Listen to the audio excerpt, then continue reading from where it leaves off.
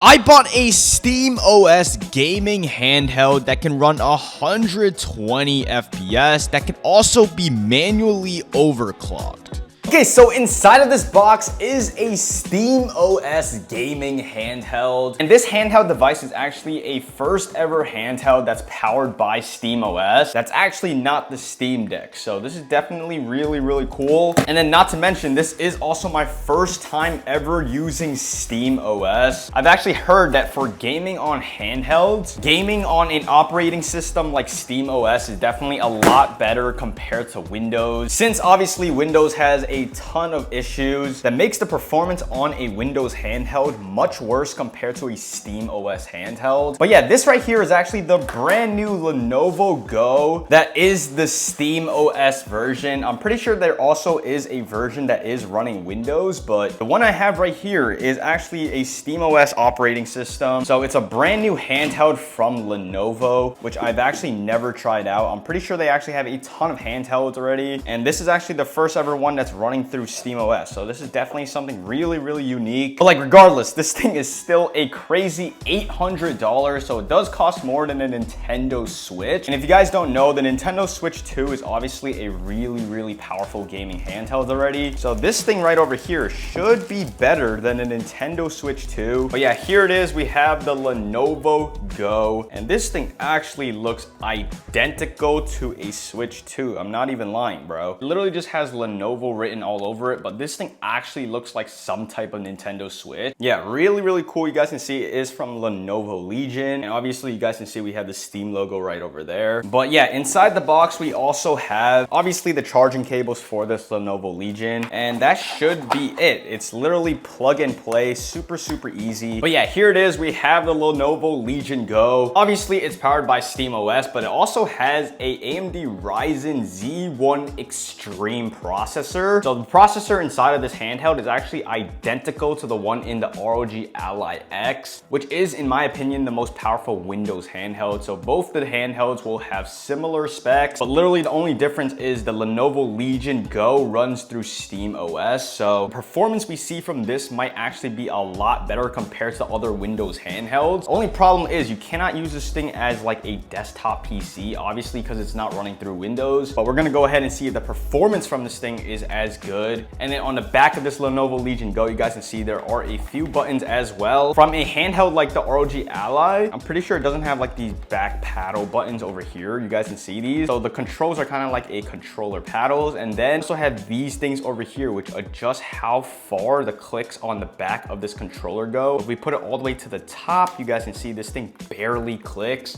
which I mean is perfect for like FPS games, just so it can register like the click and like the buttons really fast. You guys can see this one right here is all the way in the bottom, and there's like a faux click, and then this one's all the way to the top. This thing is like a 1/3 of a click. But yeah, really cool. The size honestly is kind of like identical to the Switch 2. So I have my Switch 2 over here, which is definitely a really powerful handheld device. And comparing that to the Lenovo Legion Go, the Switch 2 is obviously more slim, but the Lenovo Legion Go has like more space for all the controls and stuff. But they're honestly pretty identical in size. You guys can see the Lenovo Legion Go is obviously just a lot more bulkier. But yeah, the Lenovo handheld does cost at about $800 with the Z1 Extreme processor. But I'm pretty sure there is also a budget version at about like $550, but it has the Z2 processor. Not sure what the difference between the Z1 Extreme and the Z2 is, but there honestly shouldn't be much performance differences. Also on the top, you guys can see we have like some Steam logo. So maybe pressing this thing goes directly to like Steam shops or something like that. I'm not too sure. And over here on this button, looks like there's like a second display type of thing. Maybe you guys can actually connect this thing to a external monitor. I'm not seeing like an HDMI, but yeah, honestly, this thing isn't too bad. The size is literally near perfect. It definitely has a really big screen with, I believe, a 120 hertz refresh rate screen as well. So the game is still looking really crisp and also really smooth. But let me go ahead and actually turn this thing on and see if there's any RGB from like the buttons or anything. Okay, maybe that's not the power button. Is this the power button? I'm actually so confused. Which one is the power button, bro? Or do I need to actually plug this thing in because it has literally no power at all maybe? Is this the power button?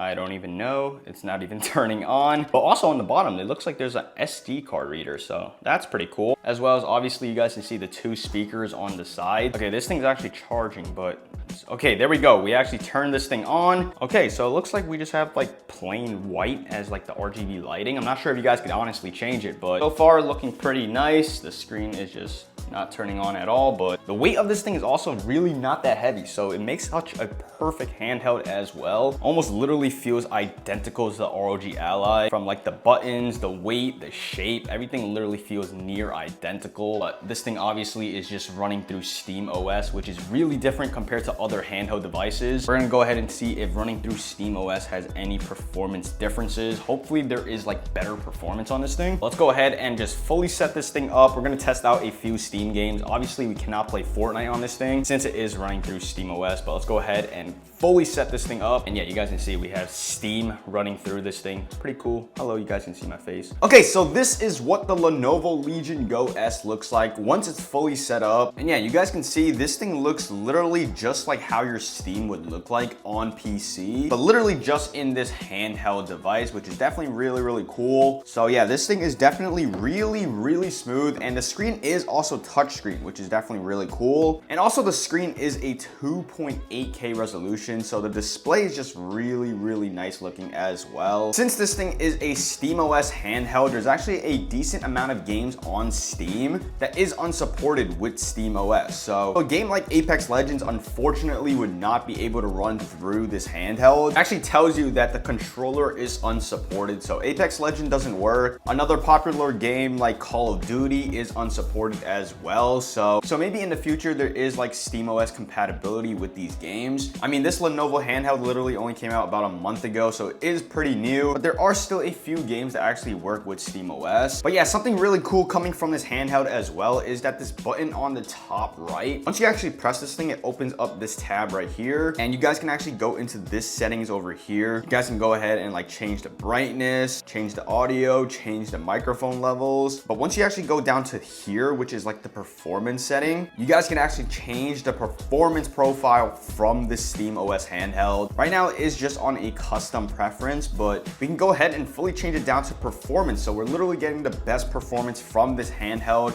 but obviously it's going to use more of your battery. Although 80% battery actually still gives you about 5 hours of battery life, which is definitely really, really good. And then if we actually take a look at advanced view for the profiles, you guys can see we have the frame rate limit, which is 120 FPS with this 120 hertz screen. We have different settings like disabling frame limit, enabling VRR, just a bunch of other stuff. There's also a manual GPU clock. I'm gonna go ahead and actually turn that on. Yeah, we can go ahead and also overclock the GPU inside of this handheld, which is definitely really cool. And then there's also other things like scaling mode, scaling filter, making the game look a lot more sharper as well. But yeah, if we go ahead and take a look at the system information for this handheld, the OS variant is a Steam Deck. So this thing is basically like another Steam Deck. Obviously for the CPU, we do have the AMD Ryzen Z1 Extreme, which is the most powerful CPU inside of this handheld. The cheaper one actually being the AMD Ryzen Z2, while the GPU is literally just running through AMD's Radeon graphic. But also you are getting 1 terabyte of storage, so you guys can actually download a ton of games on this handheld. A game like Apex Legends literally only took up 82 gigabytes, so you guys can definitely fill this thing up with a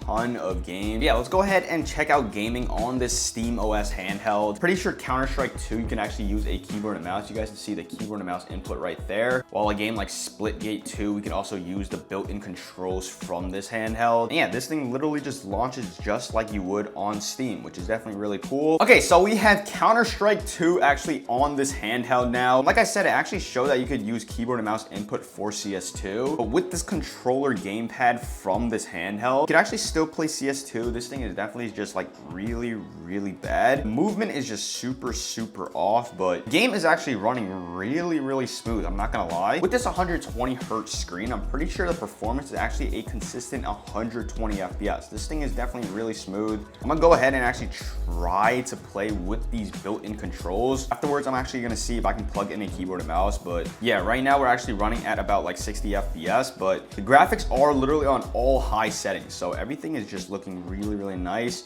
I will turn it down to all low settings later and see how it goes, but okay, let's go get him. Bro, this is what I'm talking about. The controls is like, you cannot play with these built-in controls. Oh my, bro. How do I reach? Okay, yeah, you literally cannot play with the built-in controls. Let's go ahead and actually try to plug in a keyboard and mouse onto this thing. Okay, so now that I have the keyboard and mouse input on CS2, the game is still actually running really, really good. With the 120 hertz screen, the performance is definitely still very, very smooth. Okay, that's my freaking teammate. What am I doing, guys? Is that my teammate? No, this guy's a freaking bot. This is not my teammate. What? It takes him that long to die? Bro, this bot has unlimited health. But yeah, the game is definitely running really, really smooth still on CS2. Let me go ahead and actually try to turn down the settings now. One, there we go. Is there another one? Is there another one? Okay, nice. And also, like, the resolution is also looking, okay, I just lost to a freaking bot. But yeah, like I was saying, the resolution's also really, really good on here. The game definitely looks really, really nice, that's for sure. Let me go ahead and see if I could play like online now. All right, now this is online, so I'm gonna go ahead and try my best. The screen is definitely really small, so if you plan on playing CS2 like this, I mean, it's really hard to see. In like online though, the FPS is definitely a lot lower. Okay, we got one. It's definitely not as smooth as playing with the bots, but I'm actually doing not too bad. Game is still running pretty good though, I'm not gonna lie. We're still decently fine. It's just harder to see the people. Okay. Oh, I almost got him, Also, since I changed the performance on this thing to high performance, it actually shows through like the power button. It is red, meaning we are on like the highest performance setting for this handheld. Right here, right here, right here. Wait for it. Hello. Nice. Nice. It's hard to see people, but I still got it. Hold up. Right here. I'm actually doing not too bad on this handheld, where you can barely see people. Like, the game is still running very smoothly. I feel like the performance is still very, very good, especially on like this high resolution, because the game also looks really, really nice. I mean, coming from a handheld, right here. I saw him. Okay. Okay. Yeah, the performance on this handheld is still very good. Obviously, it's not going to be as good as like a gaming PC, but coming from a handheld, this thing is definitely pretty surprising. It's definitely pretty good now. Like when there's like fires and all this stuff happening, the performance obviously drops, but oh crap. Help me out. Help me out. Help me out. Help me out. Oh. Also, FSR is off, so I'm pretty sure if I actually turn it on, performance would be a lot better as well, since that's kind of like AMD's upscaling stuff with like getting more FPS. So if you guys actually turn on FSR while using this handheld as well, I mean, the performance will definitely be a lot better for sure. But also taking a look at the temperatures of both the CPU and GPU, you guys can see the temperatures are actually not that bad, though this thing definitely feels like it's overheating a decent amount. Like there's definitely a lot of hot air being pumped out, that's for sure, but other than that, this thing really isn't overheating in any sense. Oh, I missed. Quality is actually really good. I'm seeing literally every detail of the game. It's definitely on like some freaking high, super high quality texture, that's for sure. What? Okay, let me actually try out scaling mode and the scaling filter. I'll go ahead and turn that all to actually like fill and scaling filter to sharp. Maybe there's a difference in the performance now. There's gonna be definitely a difference for like your graphics and stuff. Game definitely gonna look a lot more sharper, that's for sure. I'm not really seeing a difference, but the performance definitely feels just like a little bit better, that's for sure. Although the game was already really, really nice to begin with, so not many like huge differences, but it definitely should have helped though. It definitely should have helped. But regardless, running CS2 on this handheld is still very, very playable. It's not anything bad at all. I missed. Hold up. Okay. One more. Boom. That's how we do it, guys. That's how we do it.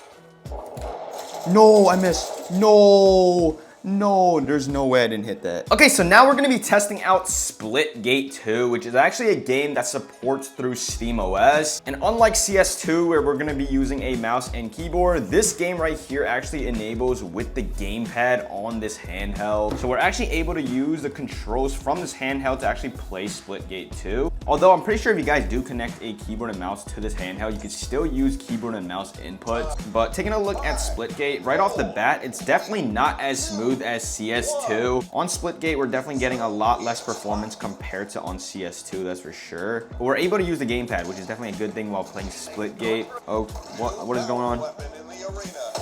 Nice. Nice. The controls are honestly not even that bad, I'm not lying. Okay, I might be bad. I might be bad. This is kind of just like playing controller, I'm not gonna lie, man. This is literally just playing controller. You would be better off just playing keyboard and mouse, but... yeah, we're running at about 60 FPS in Splitgate. Definitely not as much as in CS2, just because it's not as smooth. Because I can definitely tell this game is definitely not running as smooth as we did on CS2. But like regardless, the game is still running pretty well though. The game isn't as smooth, but it's still very, very playable on this handheld. Get him, get him, get him, get him. There we go. Oh crap, someone's shooting me. Where? Oh crap, where? Behind me. Where? Nice. Oh, right here. Get him, get him. I'm dead, I'm dead, I'm dead. There we go. No! Okay. Slowly, though, the game is getting a little bit more playable, I'm not gonna lie. Literally all just capturing. Give me this. We're about to blow some people up. No way we lost that. Okay, bro. Splitgate is definitely not as smooth as CS2, but it's still very, very playable. Regardless, the SteamOS handheld is still a perfect handheld for on the go, so there's really no problems with it at all. Let's go, bro. GG's.